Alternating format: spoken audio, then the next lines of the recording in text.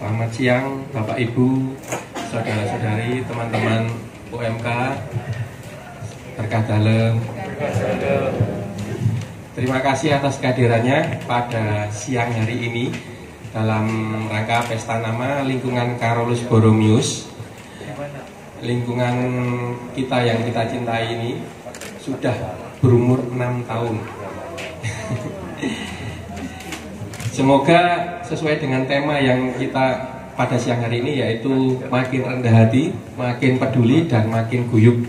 Semoga umat lingkungan Carolus Borromeus semakin guyup dan saling bantu-membantu. Untuk siang hari ini, misa pesta nama kita akan dipimpin oleh Romo Yuyun.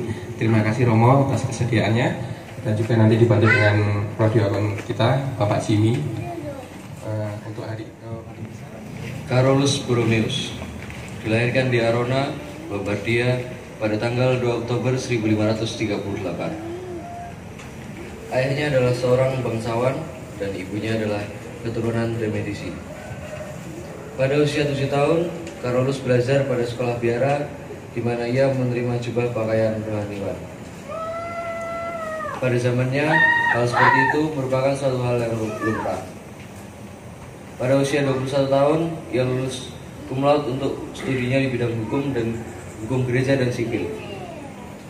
Setahun kemudian, ia diangkat menjadi kardinal oleh pamannya Paus Pius IV dan menjadi sekretaris negara. Bentuk nepotisme dan hal-hal yang buruk lainnya selanjutnya ditentang keras oleh Carolus sendiri dengan melaksanakan putusan Konsili Trente 1545 sampai 1563. Bertentangan dengan keinginan keluarganya, Carolus ditahbiskan menjadi imam pada tahun 1563. Beberapa bulan kemudian, ia ditahbiskan menjadi uskup dan diangkat menjadi uskup agung Milano.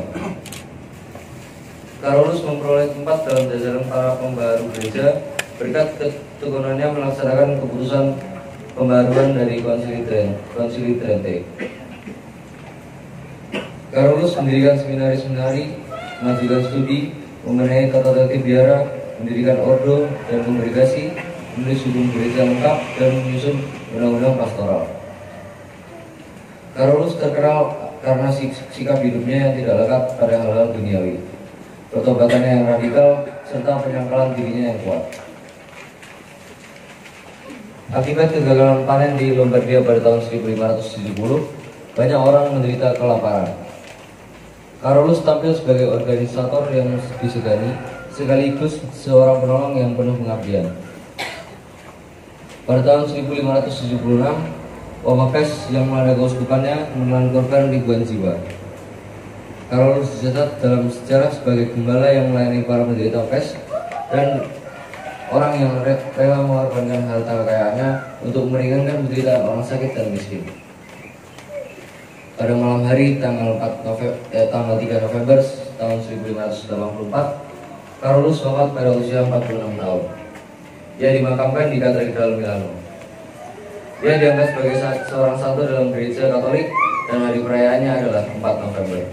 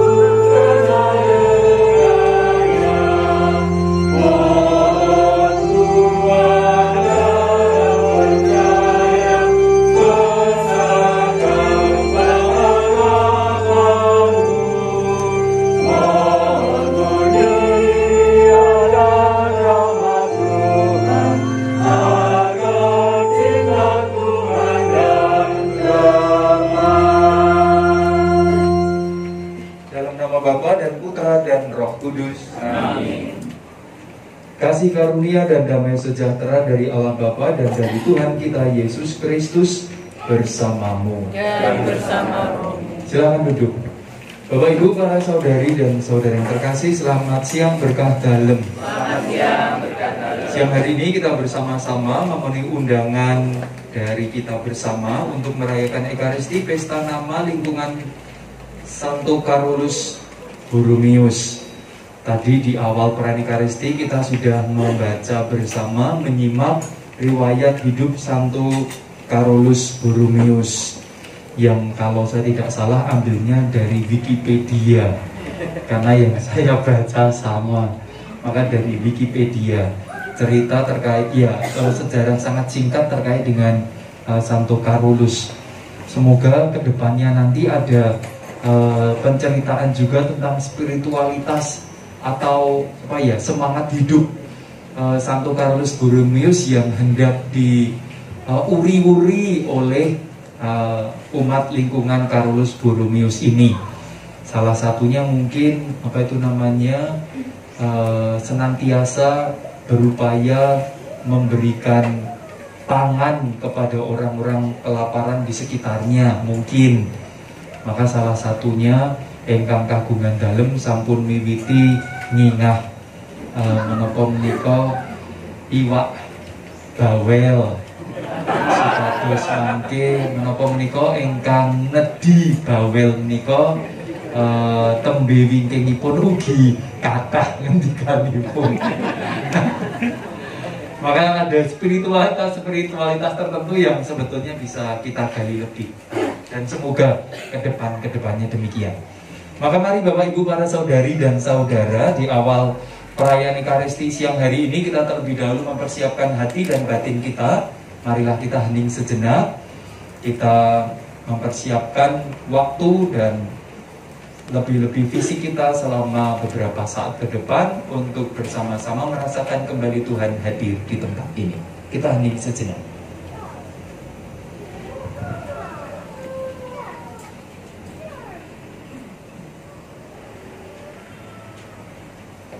Para saudari dan saudara, mari di awal perayaan Ekaristi ini kita bersyukur untuk kehidupan yang masih dapat kita alami, untuk hidup yang memungkinkan kita sampai ke tempat ini, untuk nafas yang masih dapat kita hirup dan kita embuskan. Mari kita juga bersyukur untuk orang-orang yang ada di sekitar kita, baik mereka Katolik maupun tidak Katolik.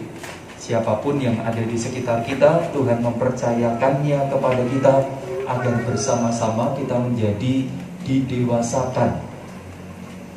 Mari kita juga bersyukur untuk kesempatan, untuk peluang yang Tuhan anugerahkan agar kita melakukan pekerjaan kasih.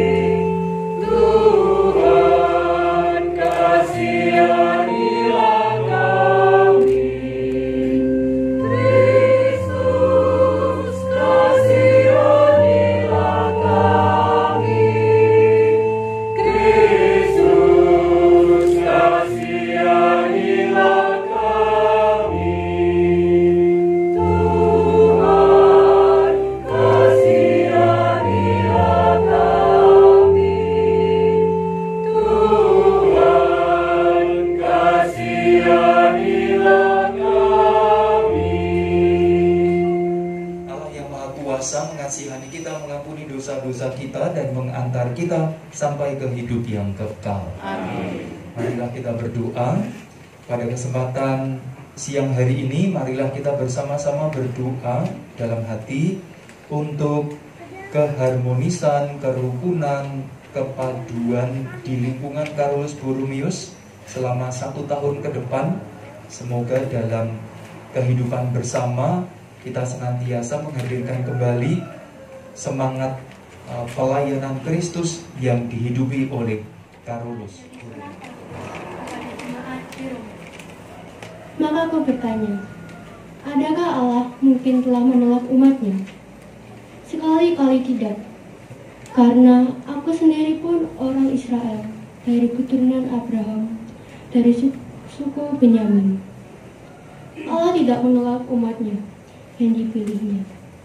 Ataukah kamu tidak tahu apa yang dikatakan kitab suci tentang Elia waktu ia mengadukan Israel kepada Allah. Maka aku bertanya, adakah mereka tersandung dan harus jatuh? Sekali-kali tidak. Tetapi oleh pelanggaran mereka, keselamatan telah sampai kepada bangsa-bangsa lain, supaya membuat mereka cemburu. Sebab, jika pelanggaran mereka berarti kekayaan bagi dunia, dan kekurangan mereka kekayaan bagi bangsa-bangsa lain, terlebih-lebih lagi kesempurnaan mereka. Sebab, saudara-saudara, supaya kamu jangan menganggap dirimu pandai, aku mau agar kamu mengetahui rahasia ini. Sebagian dari Israel telah menjadi tegar, sampai jumlah yang penuh dari bangsa-bangsa lain telah masuk. Dengan jalan demikian, seluruh Israel akan diselamatkan. Seperti ada tertulis, dari Sion akan datang penebus. Ia akan menyingkirkan segala kefasikan daripada Yakub. Dan inilah perjanjianku dengan mereka apabila aku menghapuskan dosa mereka. Mengenai Injil mereka adalah seturuh Allah oleh karena kamu, tetapi mengenai pilihan mereka adalah kekasih Allah oleh karena nenek moyang. Sebab Allah tidak menyesali kasih karunia dan panggilannya. Demikianlah sabda Tuhan.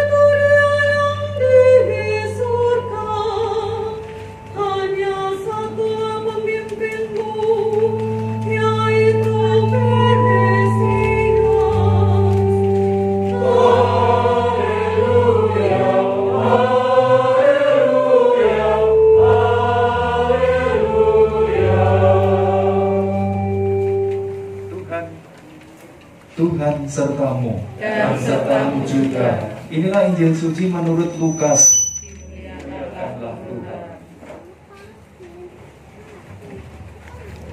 Pada suatu kali Yesus berkata, barang siapa meninggikan diri akan direndahkan, dan barang siapa merendahkan diri akan ditinggikan.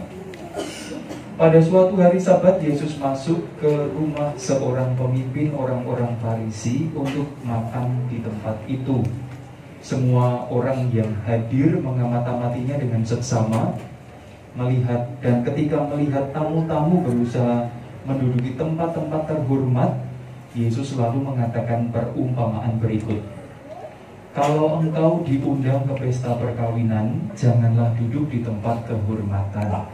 Sebab mungkin ada undangan yang lebih terhormat daripadamu.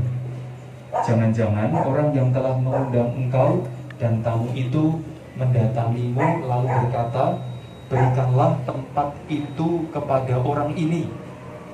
Lalu dengan malu engkau harus pindah ke tempat yang lebih rendah. Tetapi apabila engkau diundang, duduklah di tempat yang paling rendah. Mungkin tuan rumah akan datang dan berkata, sahabat, silahkan duduk di depan. Dengan demikian engkau mendapat kehormatan di mata semua tamu yang lain. Sebab barang siapa meninggikan diri akan direndahkan, dan barang siapa merendahkan diri akan ditinggikan. Demikianlah firman Tuhan. Bapak Ibu, para saudari dan saudara, ada beberapa perenungan dari bacaan-bacaan hari ini dan dari peristiwa peringatan pesta nama lingkungan Santo Carolus Borromeus di tempat kita tinggal ini. Kita mulai dari bacaan-bacaan terlebih dahulu. Dari bacaan pertama, surat Rasul Paulus pada umat di Roma, rupa-rupanya kita diajak untuk memiliki sikap yang mungkin bagi beberapa orang dianggap aneh, Bapak Ibu, saudari-saudara.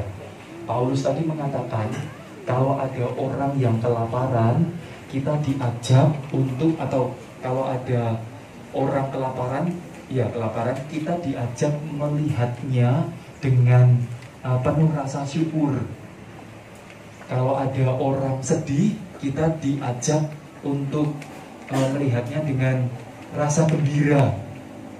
Kalau ada orang meninggal, kita tidak boleh ikut berduka, tetapi bersuka cita. Itu gagasan Paulus tadi. Kalau ada orang yang dirampok, kita diajak untuk bergembira, mudah-mudahan itu. Itu bacaan Paulus. Lalu pertanyaan kita pasti kok begitu, gitu kan? Kalau panjenengan mau wawasan sepisah.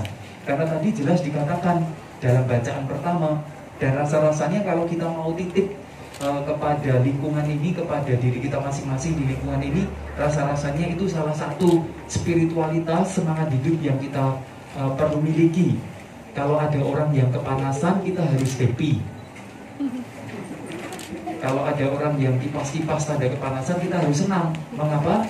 Karena tadi dikatakan demikian. Jika kekurangan mereka adalah kekayaan kita, pelanggaran mereka itu kejayaan kita.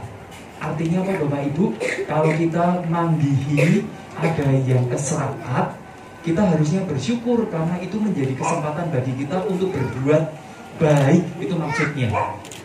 Coba bayangkan kalau semua keadaan dunia sudah baik, kita tidak bisa jadi baik. Ya kan, kita nggak bisa bergerak lagi.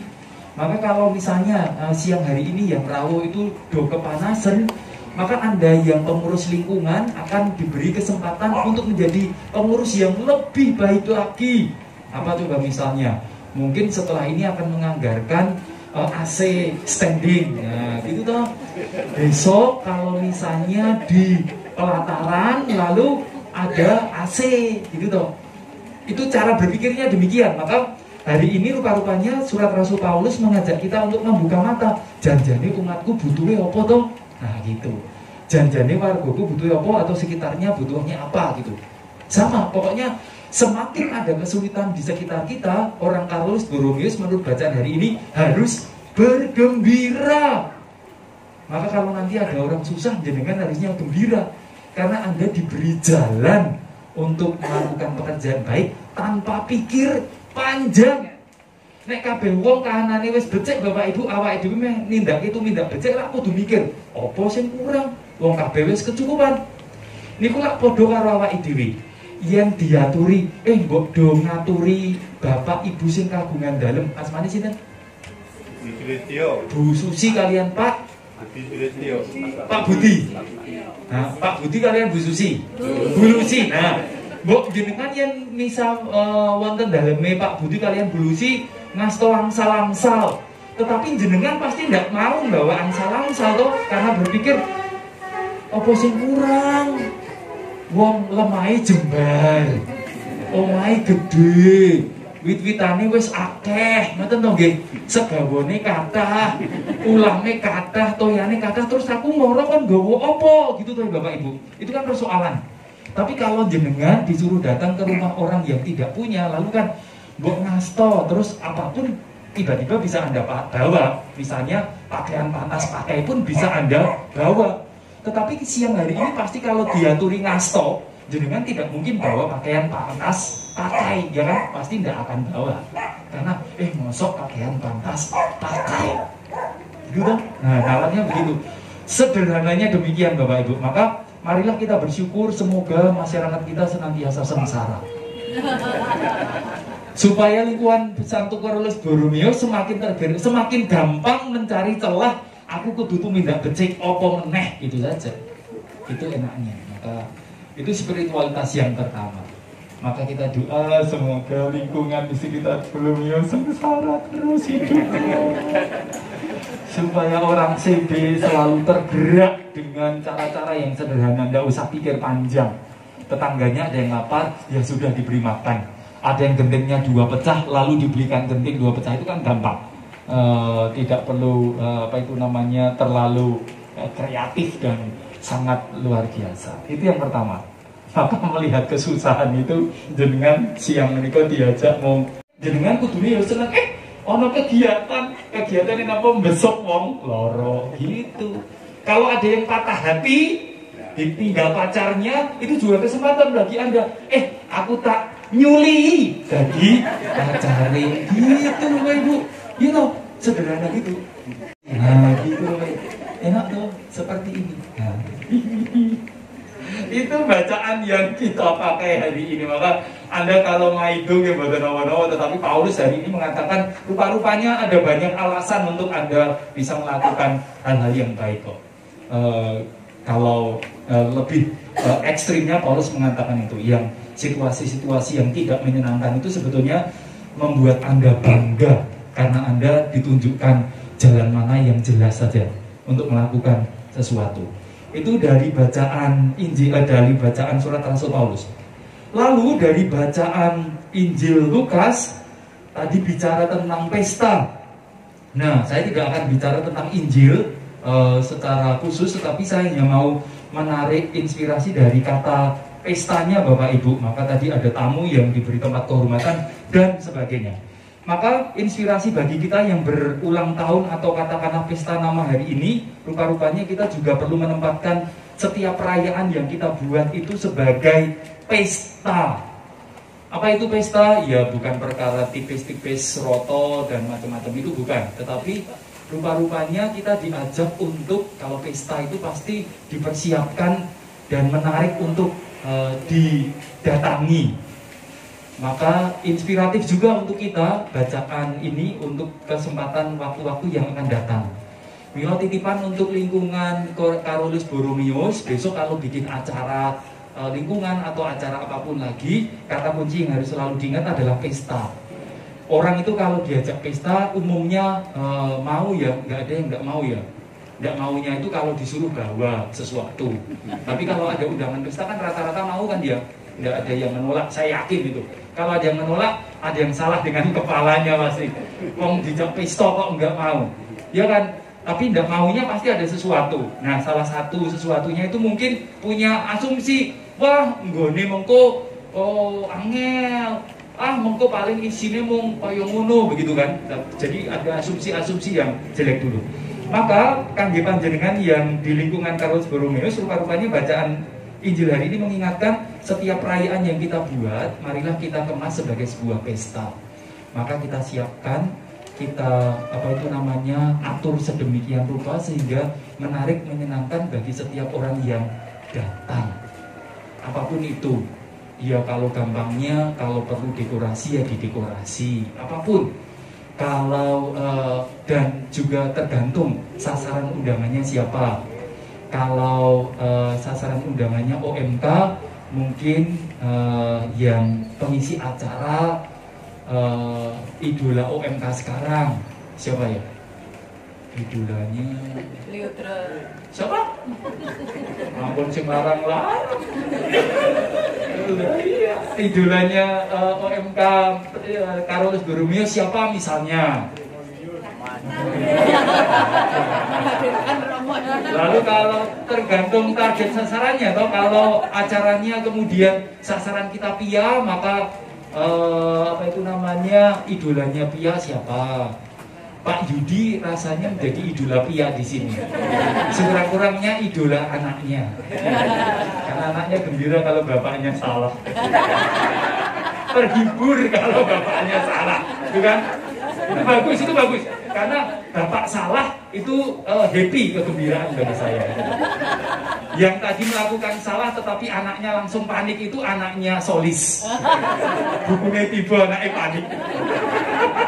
Kudune malah mesem ngekek dong karena ibumu menghibur. Itu ya. Maka sasarannya apa? Kalau acaranya untuk lansia, maka ya secara teknis dipersiapkan untuk lansia. Apakah ada jenang abang, bubur apa yang untuk lansia itu menyenangkan gitu loh. Kalau ini nanti makanannya itu ayam goreng, itu siksaan bagi lansia. Itu pasti yang mikir menu mesti anaknya Solise mau. Ya toh? Nah, maka itu gagasannya Bapak Ibu. Maka pesta rupa-rupanya perlu dipersiapkan sungguh supaya aku hanya berjeneng loh ya, supaya orang dijoroke saka altar. Maka itu Bapak Ibu gagasannya. Jadi karena pesta maka memang perlu kita persiapkan, dan siapa yang kita undang supaya nanti jadinya berkesan mudah-mudahan itu untuk setiap kali. Nah itu gagasan berikutnya, supaya sekali lagi dengan demikian setiap kali kita membuat acara semakin banyak orang yang datang karena keingintahuan. Sesuk apa meneh yo, sesuk apa meneh yo, sesuk apa meneh yo, sesuk apa meneh yo, begitu Bapak Ibu. Maka bacaan Injil hari ini supaya orang kemudian berlomba-lomba, aku pengen lungguh ono ngarep dewe. Kalau ini tadi kan orang dipaksa untuk duduk ke depan, ayo gitu doang. Itu Bapak Ibu, itu pesta supaya semua orang berebut untuk datang disik-disikan karena ada sesuatu yang berkesan itu ke depan. Nah sekarang saya mau bicara terkait dengan lingkungan Bapak Ibu, karena saya misal lingkungan baru sekali ini seumur hidup di sini, gitu Pak. Nah saya mau sedikit mengomentari beberapa yang sedang ramai di paroki kita ini.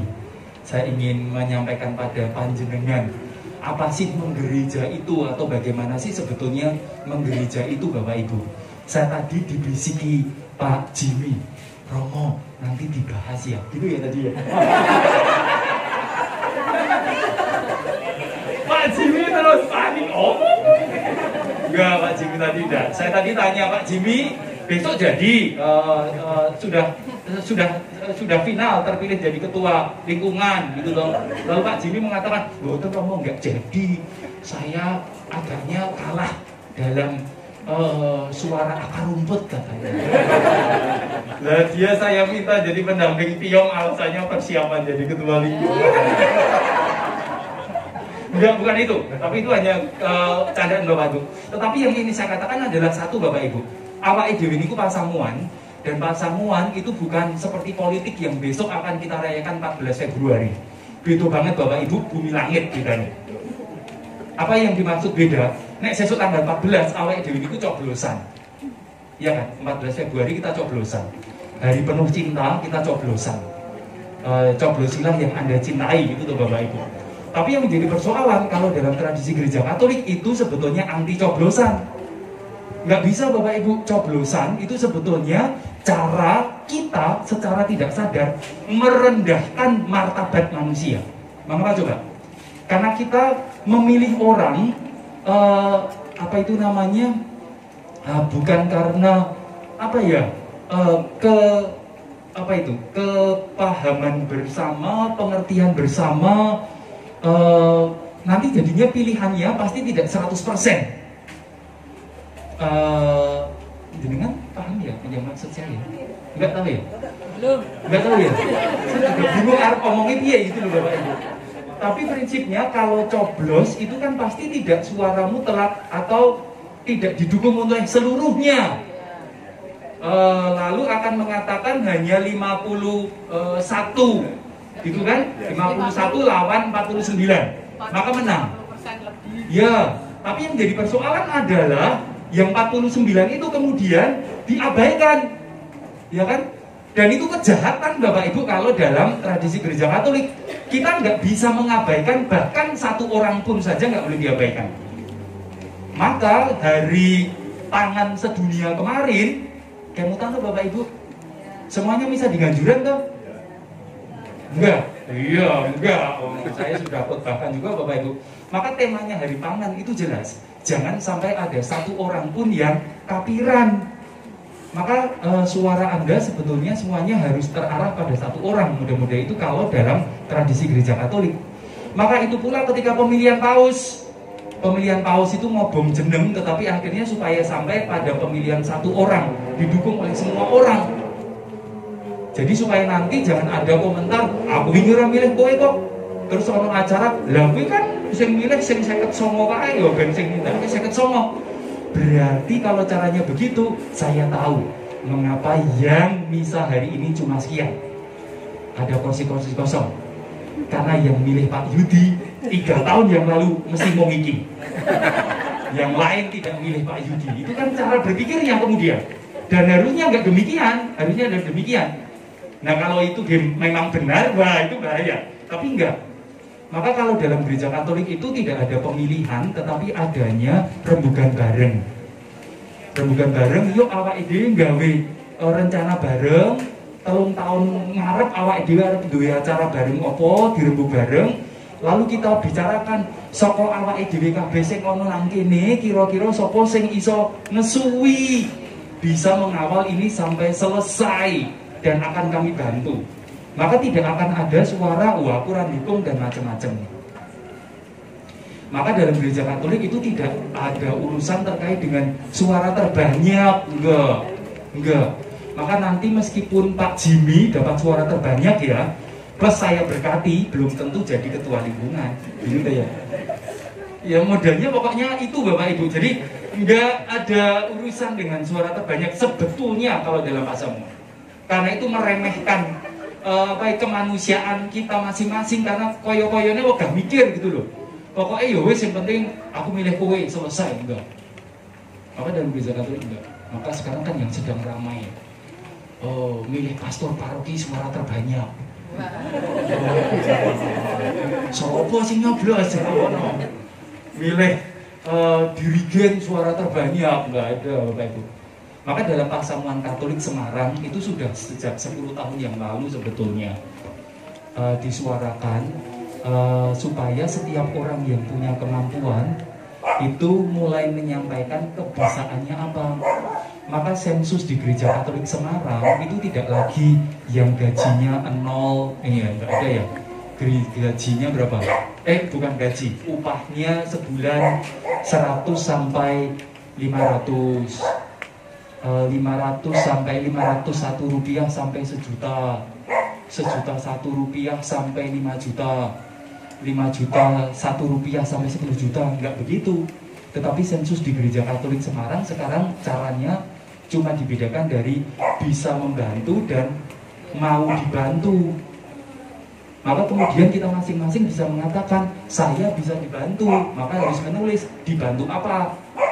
Lalu saya bisa membantu apa? Bantu merusui, nah silahkan. Itu sensus kita. Lalu nanti ketika gereja membutuhkan, lingkungan membutuhkan, nanti kita cari dari sana. Oh aku butuh sing iso dirigen, aku butuh sing iso solis, lalu dilihat dari sana. Aku gelem jadi ketua lingkungan, nah gitu nanti siapa yang gelem? Juga rano sing gelem nulis. Tapi itu, dan kalau kita belajar dari tradisi Katolik, maka suasana pemilihannya dalam doa. Maka semuanya dijak rosario dhisik, diputer ke lagu rohani, diem-diem dijem-jem atine, dibombong-bombong, lalu akhirnya dia berani menyuarakan apa. Maka judul, karena pasti sudah ada ini loh, maka judul buku lagunya Puji Syukur. Nek dibahasa asli Ekaristi. Jadi nih kalau orang yang tahu bahasa akan mengatakan iki janjane mung klaim-klaiman iki. Sopo sing luwih duwe hak dinggo di Ekaristi. Gitu Pak. Maka novena ngopo songo? Pertanyaannya harus dibalik. Saya berdoa 9 kali, lalu saya beri nama doa saya 9. Maka boleh dalam bahasa Indonesia novena dihilangkan. Kalau saya sepakat hilang deh Bapak Ibu, nanti diganti sembahyang kaping songo gitu. Iya, boleh, nggak salah, nggak soal, gitu ya. Sembahyang kaping songo, sembahyang kaping songo. Artinya nanti, nyata Pak Wih, gitu ya. Semoga menginspirasi tidak banyak tetapi, wih malah tambah. Monggo Pak Lucy. Pak Budi. Iya. Novena itu 9 kali. Iya. Seandainya saya tidak 9 kali, tapi 11. Berbulan-bulan bahkan tahunan itu novena terus tiap malam, salah tidak Romo? Nah, begini Pak, persoalannya adalah saya sembahyang 9 itu menuntut saya untuk sejak awal menetapkan 9 saya itu bagaimana gitu loh. Misalnya 9 kali tiap jam 9 setiap tanggal 9 gitu. Jadi sembahyang novena itu sebetulnya sembahyang niat.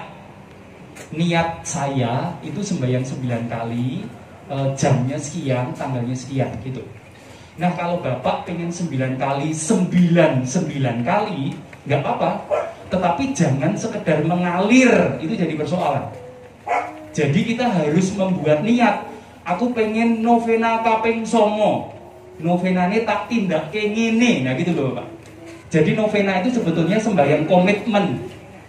Di awal saya pengen sembahyangnya seperti apa, dan itu yang saya ikuti terus gitu. Maka sebetulnya gereja Katolik tidak memiliki aturan yang seragam, artinya seragam, nek novena kudu tanggal songo, enggak. Nek novena kudu disembahyang kisah dulu jam itu, enggak. Tapi setiap pribadi itu diminta untuk menentukan komitmennya sendiri. Jam berapa, bagaimana, mudah-mudahan itu. Novena sambil kungkum boleh enggak? Silahkan. Novena sambil bakar menyan boleh enggak? Silahkan. Tetapi asalkan panyunane karo sopo sing cedok. Jadi sembahyang komitmen itu novena. Tri sembah bakti itu sembahyang komitmen. Jadi jangan sekedar mengalir. Aku terus-terusan novena. Tetapi ketika ditanya novenamu piye, pokoknya terus-terusan. Jame, ya sak jam-jame. Wah, enggak, itu enggak novena, Pak. Itu bahkan kita tidak bisa menyebutnya sebagai novena karena kita tidak bisa menentukan dengan jelas songone iki piye, carane piye gitu. Apakah boleh terus-terusan? Boleh. Tapi memang perlu ada komitmen yang terukur untuk panjenengan. Ya, untuk apa? Untuk melatih kedisiplinan diri sih, hanya itu. Ngaten Mbak, Pak Budi. Ngaten Bapak Ibu, cekap nggih? Sampun nggih? Menawi sampun, monggo kita pungkasi, kita nyuwun berkah salajengipun ngerahapi daharan ingkang sampun cumumis.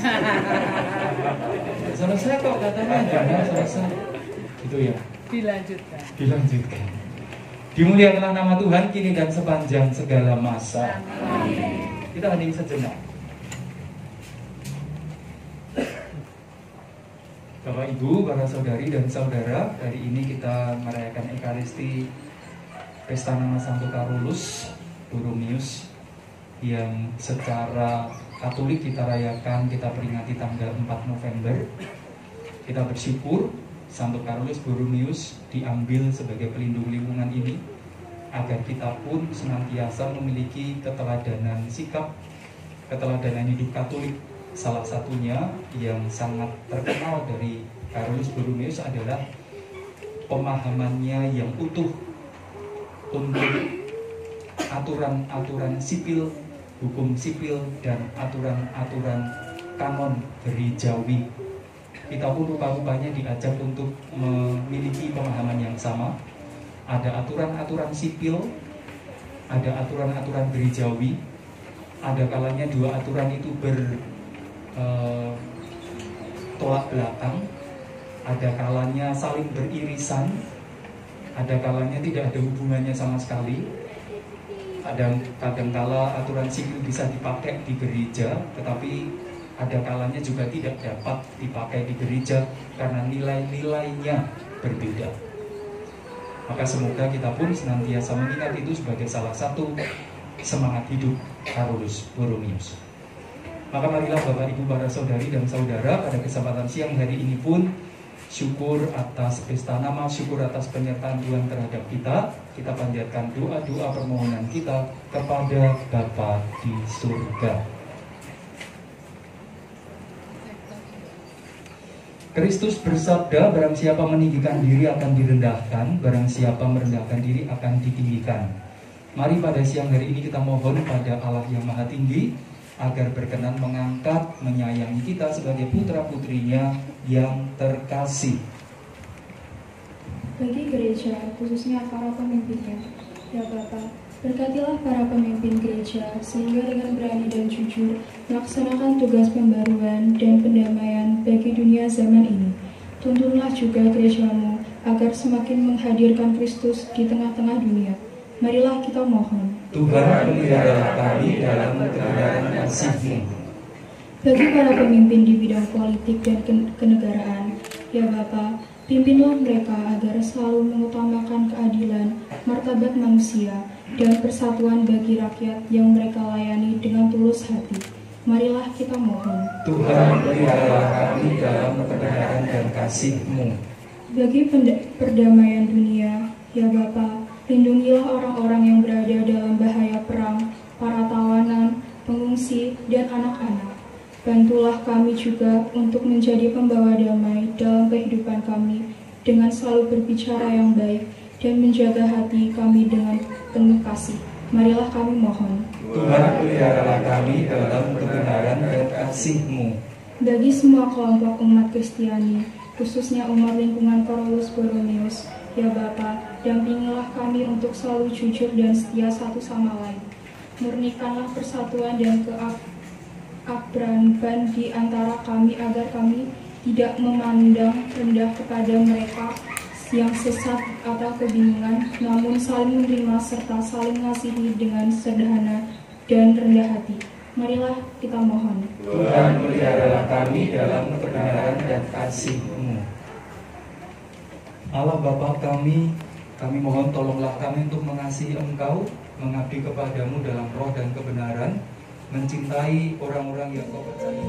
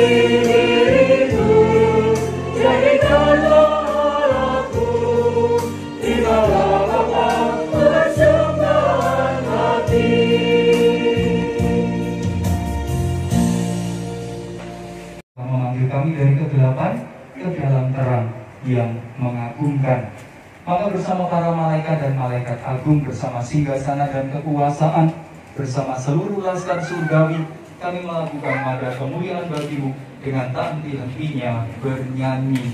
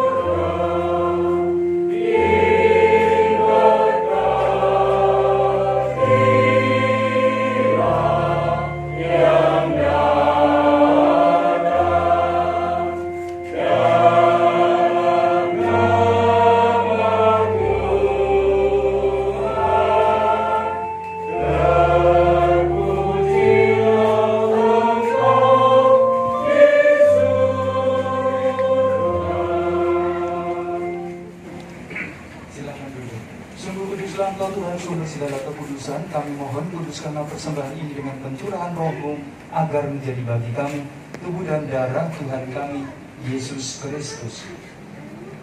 Pada malam sebelum menderita sengsara dengan rela, Yesus mengambil roti, mengucap syukur, memecah-mecahkan roti itu, memberikannya kepada para murid seraya berkata, "Terimalah dan makanlah kamu semua, inilah tubuhku yang diserahkan bagimu."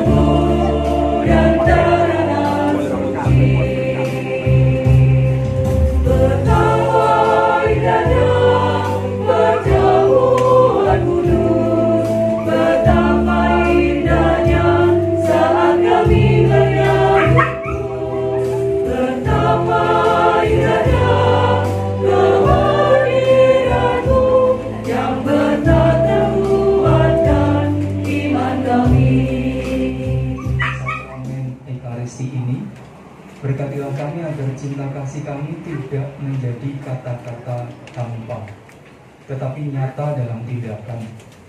Jadikanlah kami hamba-hambamu yang setia, dan kelak Engkau perkenankan menerima anugerah kehidupan kekal, sebab Dialah Tuhan dan pengantara kami. Tuhan sertamu.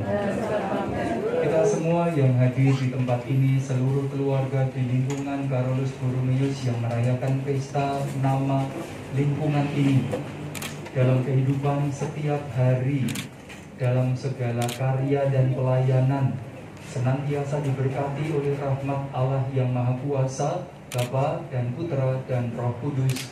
Dengan demikian Ekaristi kita sudah selesai. Mari kita pergi, kita diutus.